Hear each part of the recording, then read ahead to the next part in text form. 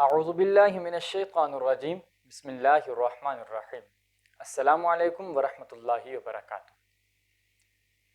بصیرت T V کے ساتھ حافظ مدثر فاروق حاضر خدمت ہیں۔ ناظرین کرام، P P S C Islamic studies کے خلافت راشدہ کی سیریز کے آج ایک نئے لیکچر کے ساتھ ہم حاضر خدمت ہیں۔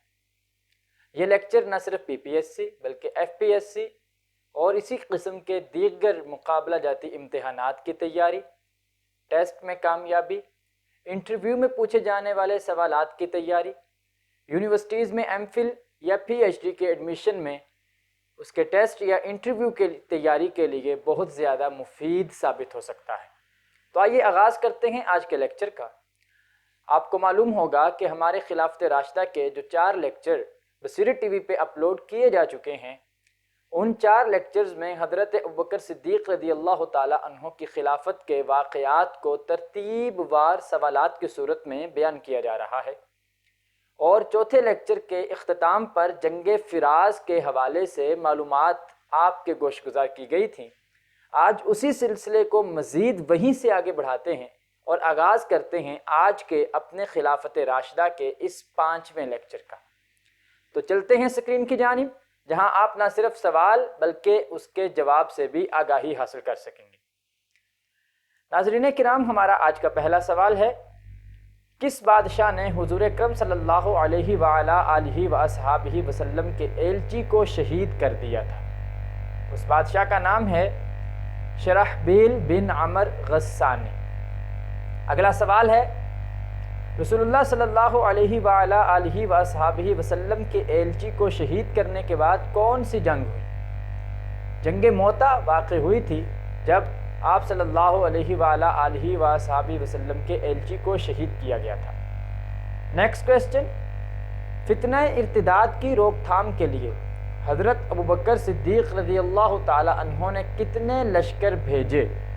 آپ کو معلوم ہوگا کہ ہم نے سابقہ لیکچرز میں بیان کیا تھا، اور آپ کو یقیناً آپ نے ویسے بھی پڑھ چکے ہوں گے کہ نبی اکرم صلی اللہ علیہ وآلہ آلہ وصحبہ وسلم کے دنیا سے پردہ فرما جانے کے بعد مختلف قبائل اور مختلف عرب کے لوگ مرتد ہو گئے تھے، دین اسلام سے پھر گئے تھے، بغاوت کر دی تھی۔ تو اس فتنہ ارتداد کی روک تھام کے لیے حضرت ابوبکر صدیق رضی اللہ تعالی عنہ نے بیک وقت مختلف لشکر بھیجے تھے۔ تو سوال میں تعداد پوچھی جا رہی ہے کہ حضرت ابوبکر صدیق رضی اللہ تعالی عنہ نے فتنہ ارتداد کی روک تھام کے لیے کتنے لشکر بھیجے؟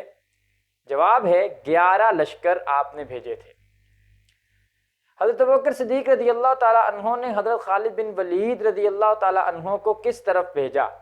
حضرت خالد کو شام کی سرحد کی جانب بھیجا تھا۔ جو 11 لشکر بھیجے تھے ان میں سے ایک لشکر حضرت خالد بن ولید کا بھی تھا، اور حضرت خالد بن ولید لشکر کو لے کر شام کی سرحد کی جانب روانہ ہوئے تھے۔ ہرقل نے اسلامی لشکر کے حدود شام میں موجود ہونے کی خبر سن کر کن کو مقابلے کے لیے ابھارا؟ جب ہرقل کو معلوم ہوا تو اس نے سرحدی قبائل اور سرحدی رؤساء کو مسلمانوں کے لشکروں کا مقابلہ کرنے کی ترغیب دلائی۔ سرحدی قبائل کی ناکامی کے بعد ہرقل نے کس سپہ سالار کو بھیجا؟ حامان، جو کہ ایک بہت مشہور سپہ سالار تھا۔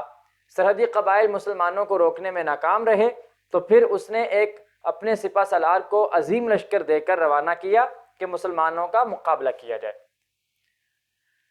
حامان کے لشکر کا کیا انجام ہوا؟ حامان کے لشکر کو شکست فاش ہوئی اور بری طرح سے اسے شکست ہوئی۔ حامان کی شکست کے بعد ہرقل نے کیا منصوبہ بنایا؟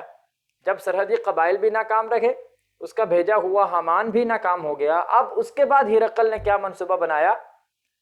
وہ خود اپنی سلطنت کو چھوڑ کر ملک شام میں مقابلے کے لیے آ گیا۔ ہرقل کے لشکر کی آمد کا سن کر حضرت خالد بن ولید رضی اللہ عنہ نے کیا حکمت عملی اختیار کی؟ حضرت خالد بن ولید نے مدینہ منورہ میں حضرت ابوبکر صدیق رضی اللہ عنہ کو خط لکھا، خط لکھ کر تمام حالات سے آگاہی دے دی۔ اب اس کے بعد کیا ہوا؟ حضرت ابوبکر صدیق رضی اللہ عنہ نے کس شخصیت کو فوراً خالد بن ولید کی طرف روانہ کیا؟ اس شخصیت کا نام ہے حضرت اکرمہ بن ابی جہل رضی اللہ تعالی عنہ فوراً انہیں روانہ کیا گیا لشکر کے ساتھ کہ جاؤ خالد بن ولید کی جا کر مدد کرو۔ حضرت ابوبکر صدیق رضی اللہ عنہ نے ایک دوسرا لشکر بھی بھیجا تھا، بتائیے اس کے سربراہ کون تھے؟ اس لشکر کے سربراہ تھے حضرت عمر بن العاص رضی اللہ تعالی عنہ۔ حضرت عمر بن العاص رضی اللہ عنہ کو کس طرف سے حملہ آور ہونے کا حکم ملا؟ حضرت عمر بن العاص کو فلسطین کے راستے سے حملہ آور ہونے کا حکم ملا۔ حضرت ابوبکر صدیق رضی اللہ عنہ نے ایک تیسرا لشکر بھی شام کی طرف بھیجا تھا، اس کے سربراہ کون تھے؟ اس تیسرے لشکر کے سربراہ حضرت یزید بن ابی سفیان رضی اللہ تعالی عنہ تھے۔ حضرت یزید بن ابی سفیان کو کس طرف حملہ آور ہونے کا حکم ملا؟ انہیں دمشق کی طرف سے حملہ کرنے کا حکم ملا۔ حضرت ابوبکر صدیق رضی اللہ عنہ نے ایک مزید لشکر بھی شام کی طرف بھیجا تھا، اس کے سربراہ کون تھے؟ اس لشکر کے سربراہ تھے حضرت ابو عبیدہ بن الجراح رضی اللہ عنہ۔ اور حضرت ابو عبیدہ کو کس طرف حملہ آور ہونے کا حکم ملا؟ اس مقام کا نام ہے حمص۔ حمص کی جانب انہیں حملہ کرنے کا حکم دیا گیا۔ اگلا سوال ہے، اسی عرصے میں کون سے صحابی عراق کی جانب سے مدینہ منورہ تشریف لائے؟ حضرت شرحبیل بن حسنہ رضی اللہ تعالی عنہ یہ صحابی تھے جو عراق کی جانب سے مدینہ منورہ تشریف لائے۔ حضرت شرحبیل بن حسنہ رضی اللہ عنہ کو کس جانب سے حملہ کرنے کا حکم ملا؟ حضرت شرحبیل کو اردن کی جانب سے حملہ کرنے کا حکم ملا۔ ناظرین کرام، یہاں رک کر ذرا ان معلومات کو دہرا لیتے ہیں۔ یاد رکھیں کہ جب ہرقل خود حضرت خالد بن ولید رضی اللہ تعالی عنہ کے مقابلے میں آیا تو حضرت ابوبکر صدیق رضی اللہ عنہ نے ایک تو فوری طور پہ قدم یہ اٹھایا کہ حضرت اکرمہ کو فوری طور پر حضرت خالد کی مدد کے لیے بھیج دیا۔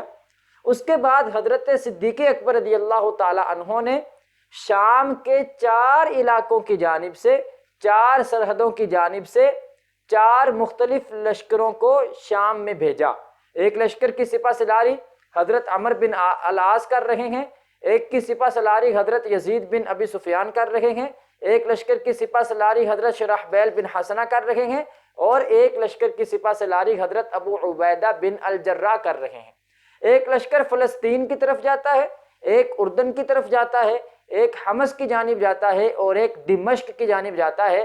گویا ملک شام کے چاروں اطراف سے لشکروں کو اکٹھا کر کے اس ہرقل کے لشکر کی تیاری کے لیے، اس کا مقابلہ کرنے کے لیے تیاری کی گئی، اور یہ حکمت عملی اختیار کی گئی ہرقل کی فوج کا مقابلہ کرنے کے لیے، جو کہ آپ کو ان سوالات کے ذریعے سے بتا بھی دیا گیا ہے۔ ہمارا اگلا سوال ہے، حضرت صدیق اکبر نے کتنے لشکر مرتب فرما کر ملک شام پر حملہ کرنے کے لیے بھیجے؟ 4 لشکر تھے۔ حقیقتاً یہ 5 لشکر بنتے ہیں، لیکن چونکہ حضرت اکرمہ حضرت خالد کی مدد کے لیے گئے تھے، اس لیے دوبارہ سے جو 4 لشکر بھیجے گئے تھے ان کی تعداد 4 ہے، اس لیے اس کا جواب 4 لشکر ہی دیا جائے گا۔ وہ جو پہلا لشکر تھا حضرت اکرمہ کا، وہ مستقل مکمل طور پر لشکر نہیں تھا، بلکہ وہ چند افراد تھے جو حضرت اکرمہ کی قیادت میں حضرت خالد کی ہیلپ کرنے کے لیے، مدد کرنے کے لیے گئے تھے۔ ان 4 لشکروں کو کس سن ہجری میں شام کی جانب روانہ کیا گیا؟ محرم الحرام سن 13 ہجری میں شام کی سرزمین کی جانب ان لشکروں کو روانہ کیا گیا۔ اس سارے پس منظر نے ہرقل نے کتنے لشکر تیار کیے؟ ادھر مسلمان 4 لشکر تیار کر رہے تھے تو ہرقل نے بھی اپنے بڑے لشکر کو 4 حصوں میں تقسیم کر دیا۔ حضرت عمر بن العاص رضی اللہ تعالی عنہ کے مقابلہ میں ہرقل نے کس کو بھیجا؟ حضرت عمر بن العاص کے مقابلے میں ہرقل نے اپنے حقیقی بھائی تزارق کو بھیجا۔ اس کے بھائی تھا جس کا نام تزارق تھا، اس نے حضرت عمر بن العاص کا مقابلہ کرنے کے لیے تزارق کو بھیج دیا۔ تزارق کتنی فوج کے ساتھ فلسطین کی جانب روانہ ہوا؟ تزارق 90,000 کی فوج کے ساتھ فلسطین کی جانب روانہ ہوا۔ یزید بن ابی سفیان رضی اللہ عنہ کے مقابلے کے لیے کتنی فوج روانہ ہوئی؟ ان کے مقابلے کے لیے 40,000 فوج روانہ ہوئی۔ یزید بن ابی سفیان رضی اللہ عنہ سے مقابلے کے لیے کس کو بھیجا گیا؟ ان کے مقابلے کے لیے جرجہ بن نوذر کو بھیجا گیا۔ شرحبیل بن حسنہ رضی اللہ عنہ کے مقابلے کے لیے ہرقل نے کس کا انتخاب کیا؟ ان کے مقابلے کے لیے راقص نامی سردار کا انتخاب کیا گیا۔ راقص نامی سردار کے پاس کتنی فوج تھی؟ اس کے پاس ٹوٹل 50,000 کی فوج تھی۔ ہرقل نے اپنے چاروں سرداروں کو مسلمانوں سے مقابلہ کرنے کے لیے کتنی فوج مہیا کی؟ تقریباً 2,40,000 فوج مہیا کی، جو مسلمانوں کے 4 لشکروں کا مقابلہ کرنے کے لیے روانہ ہوئی۔ ہرقل کے 2,40,000 لشکر کے مقابلے میں مسلمانوں کی کل تعداد کتنی تھی؟ 2,40,000 کے مقابلے میں مسلمانوں کی کل تعداد فقط 30,000 کے قریب تھی۔ مسلمان سرداران اپنی افواج کے ہمراہ کہاں یکجا ہوئے؟ مسلمان سرداران یرموک کے مقام پر اپنی افواج کے ہمراہ یکجا ہوئے۔ جب مسلمانوں کو معلوم ہوا کہ ہرقل نے بھی اپنے لشکر کو 4 حصوں میں تقسیم کر دیا، اور ایک طرف 90,000 ہے، ایک طرف 50,000 ہے، ایک طرف 40,000 ہے، جبکہ ان کی ٹوٹل 30,000 تعداد ہے، تو پھر انہوں نے حضرت ابوبکر صدیق رضی اللہ عنہ کو پیغام دیا، خط لکھا، اور خود سب نے فیصلہ کیا کہ بجائے اس کے اکیلے گروہ کی صورت میں حملہ کیا جائے، ہم سارے مل کے ایک مقام پہ اکٹھے ہو جاتے ہیں اور اسی مقام سے ہم جنگ کی ابتدا کرتے ہیں۔ تو پھر وہ سارے کے سارے 4 مسلمانوں کے سپہ سالار اپنے لشکر سمیت یرموک کے مقام پر جمع ہو گئے اور یرموک کے مقام پر اکٹھے ہو گئے۔ حضرت ابوبکر صدیق رضی اللہ عنہ نے حضرت خالد بن ولید رضی اللہ عنہ کو صوبہ حیرہ میں اپنی جگہ کس کو ذمہ دار افسر بنانے کا کہا؟ حضرت مثنہ بن حارثہ رضی اللہ تعالی عنہ کو۔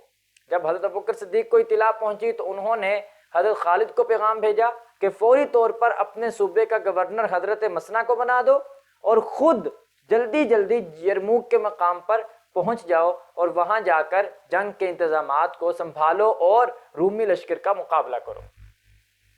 صوبہ ہیرا میں حضرت مثنہ بن حارثہ کے سپرد کتنی فوج کی گئی؟ 10,000 فوج حضرت مثنہ کے سپرد کی گئی۔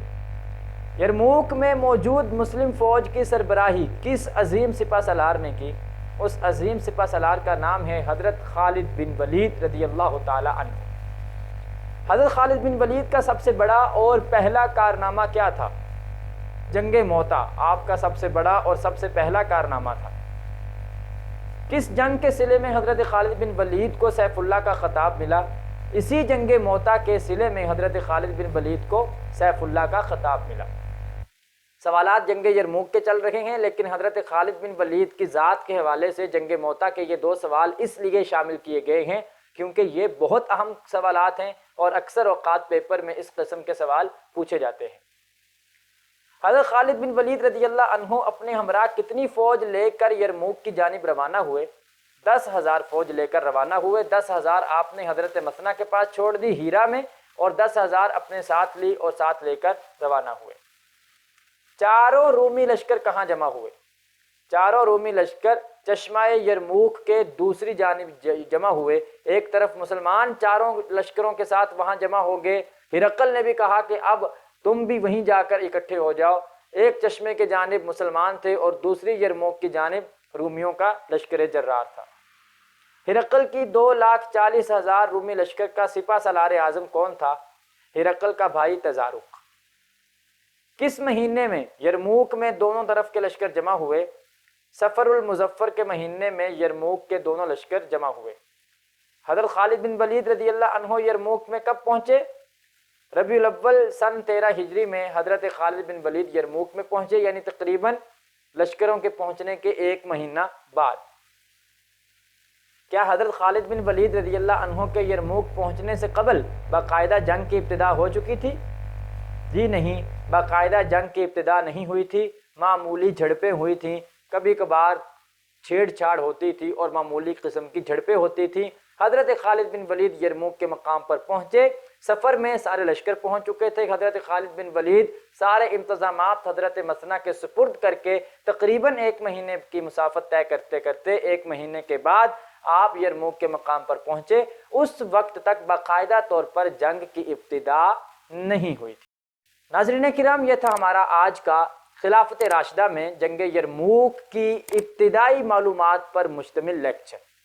انشاءاللہ العزیز اگلے لیکچر سے ہم یہیں سے سٹارٹ کریں گے اور خلافت راشدہ میں ہم اس سلسلے کو مزید آگے بڑھائیں گے اور مزید معلومات ہم اپنے لیکچر کا حصہ بنائیں گے۔ اس کے ساتھ ہی مجھے اجازت دیجیے، اللہ کریم ہم سب کا حامی و ناصر ہو، اور اللہ کریم ہم سب کو ان معلومات کو ذہن نشین کرنے کی توفیق نصیب فرمائے۔ اجازت دیجیے، اللہ حافظ۔